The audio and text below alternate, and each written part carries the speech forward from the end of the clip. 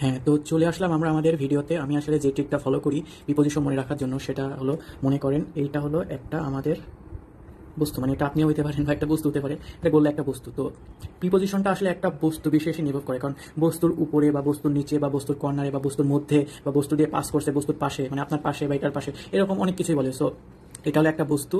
এখন বস্তুর মধ্যে যদি কোনো জিনিস থাকে, মানে বস্তুর মধ্যে যদি কোনো জিনিস থাকে, তো সেই ক্ষেত্রে আমরা ইন বসাবো।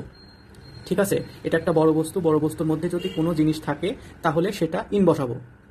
তারপরে আসি হলো অ্যাট।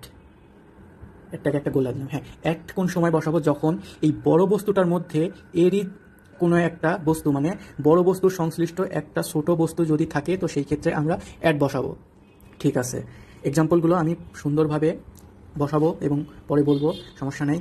এই বস্তুটার উপরে যদি কোনো কিছু থাকে, এই বস্তুটার উপরে যদি কোনো কিছু থাকে, তাহলে সেই ক্ষেত্রে আমরা অন বসাবো।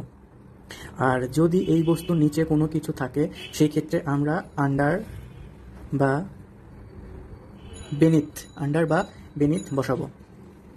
ঠিক আছে, এখন বস্তুটির যদি চারিদিকে কোনো বস্তু যদি থাকে বা ঘোরাফেরা করে বা ঘুরতে থাকে, বা অনেক সময় থাকে যে এই বস্তুটা চারদিকে ঘোরাফেরা করতেছে বা চারদিকে আছে, মানে কেন্দ্র বিশেষ যদি কোনো কিছু বলে, সেই ক্ষেত্রে আমরা অ্যারাউন্ড বসাবো, AROUND, অ্যারাউন্ড বসাবো। তারপরে এই বস্তুটার পাশে যদি কোনো বস্তু থাকে, মানে এই বস্তুটার ঠিক পাশে যদি থাকে, তাহলে আমরা বসাবো হলো বিসাইড। এই বস্তুটার পাশে কোনো বস্তু এটা থাকলে বিসাইড বসাবো। এরপরে এই বস্তুটার যদি, মানে পাশে যদি থাকে এবং পাশের আবার একটু উপরে যদি থাকে, তাহলে সেটাকে বলবো হলো আপ।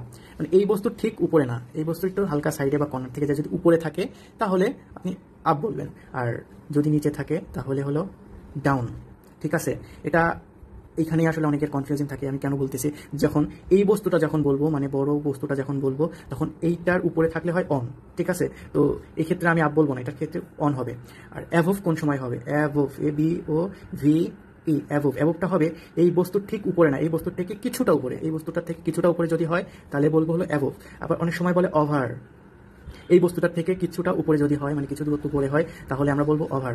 এখন অ্যাভোভ কোন সময় বসাবো, ওভার কোন সময় বসাবো? অ্যাভোভটা হলো বস্তুটা যদি স্থির থাকে, বস্তুটা যদি স্থির থাকে তখন আমরা বলবো অ্যাভোভ। আর বস্তুটা যদি চলমান হয়, তখন আমরা বলবো ওভার।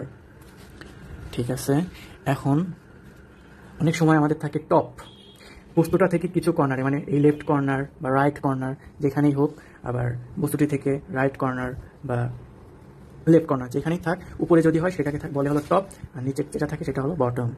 ঠিক আছে, এবং বস্তুটির মধ্য দিয়ে যদি কোনো একটা জিনিস চলে যায় বা পাস করে বা ভেদ করে, সেই ক্ষেত্রে আমরা বলবো হলো থ্রুও বলতে পারি, অ্যালং বলতে পারি, অ্যাক্রস বলতে পারি, ইনটুও বলতে পারি।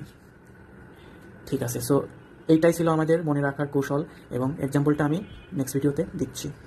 সো স্ক্রিনশট তুলে নিতে পারেন। ঠিক আছে, ধন্যবাদ।